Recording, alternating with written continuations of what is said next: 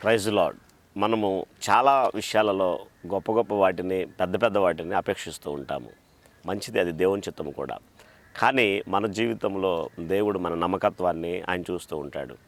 దేవుడు ఎవరికైనా ఒక గొప్ప విషయాన్ని లేదా పెద్ద కార్యాలను, గొప్ప కార్యాలను చేయడానికి ముందు ఆ వ్యక్తికి కొన్ని చిన్న చిన్న విషయాలను అప్పగిస్తూ ఉంటాడు. చిన్న చిన్న పనులను అప్పగిస్తూ ఉంటాడు.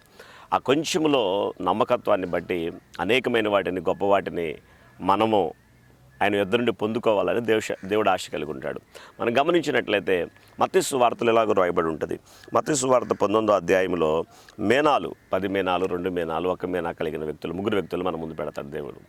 అక్కడ 5 మేనాలు ఇచ్చిన ఆయనేమో ఇంకా 5 మేనాలను సంపాదించినట్లుగా, 2 మేనాలు ఇచ్చిన అతనేమో ఇంకా 2 మేనాలు సంపాదించినట్లుగా, మరి 1 మేనా ఇచ్చిన వ్యక్తి అతనేమో దాన్ని తీసుకుని వెళ్ళి పాతి పెట్టినట్లుగా కనబడుతూ ఉంటుంది.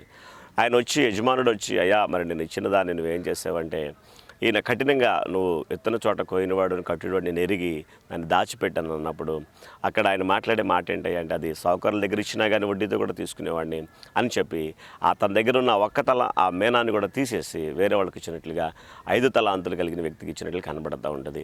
ఇక్కడ గమనించి మనం నేర్చుకోవాల్సిన అంశం ఏమై ఉన్నదంటే, దేవుడు మనకు ప్రతి గొప్పదాన్ని ఇవ్వడానికి ముందు ఏదైతే ఇచ్చాడో, ఇప్పటికీ ఆల్రెడీ మనం ఏదైతే కలిగి ఉన్నామో, ఇప్పటికి ఏదైతే మనం అనుభవిస్తున్నామో దాని విషయమై, ఆ కొంచెము దాని విషయమై, ఆ చిన్న దాని విషయమై మనం యథార్థముగా, నమ్మకముగా దాన్ని బట్టి చేయగలిగినంత మనము చేసినప్పుడు, నమ్మకత్వాన్ని చూపించినప్పుడు, దాని ద్వారా అభివృద్ధిని చూపించినప్పుడు, దేవుడు మన నమ్మకత్వమును బట్టి, ఆ కొంచెం దాంట్లో ఉన్న నమ్మకత్వమును బట్టి ఇంకా శ్రేష్టమైన వాటిని, గొప్ప వాటిని, అవి ఎంత గొప్పగా ఉంటాయంటే మనం ఊహించిన దానికంటే, అడిగిన దానికంటే కూడా దేవుడు గొప్ప వాటిని ఇస్తాడు.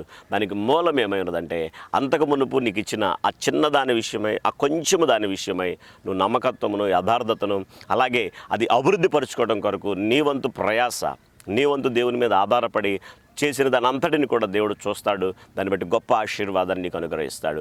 చిన్నదే కదా, ఏముందిలే అని చెప్పి తృణీకరించే స్వభావాన్ని మనం కలిగి ఉండకూడదు. కానీ ఆ చిన్నదాని విషయమై, ఆ కొద్ది దాని విషయమై మనం నమ్మకంగా, యథార్థముగా దాంట్లో మనం చేయగలిగినంత శక్తివంతం లేకుండా చేసినప్పుడు అతి విస్తారమైన దీవెనలు మనం అనుభవించగలుగుతాము. అది మన సమయం కావచ్చు, మన జ్ఞానం కావచ్చు, మన బలము కావచ్చు, మనకు ఇవ్వబడిన ధనము కావచ్చు.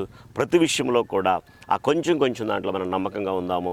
దేవుని ద్వారా అనేకమైన విస్తారమైన దీవెనలు అనుభవించుదాము గాక. God bless. చిన్న ప్రార్థన చేస్తాను. పరిశుద్ధమైన తండ్రి, మీకు వందనాలు నాయన. ఎవరెవరైతే ఇప్పటికే నాయన నీ వల్ల మేము అనేకమైన వాటిని పొందుకుని ఉన్నాము, ఆ పొందుకున్న వాటిల్లో నమ్మకస్తులమై, యథార్థవంతులమై, నీ చిత్తానుసారముగా మీరు ఇచ్చిన వాటిని రాజ్యవ్యాప్తి కొరకు, మా ఆశీర్వాదము కొరకు, నీ నామ మహిమ కొరకు వాడి ఇంకా శ్రేష్టమైన వాటిని, గొప్ప వాటిని ఎదురుండి పొందుకున్నట్టుకు మమ్మల్ని అర్హులుగా తీర్చిదిద్దమని సమస్త మహిమను మీకు ఆపాదిస్తూ యేసు నామమున ప్రార్థించి పొందుకుని నాము తండ్రి. ఆమేన్, ఆమేన్, ఆమేన్.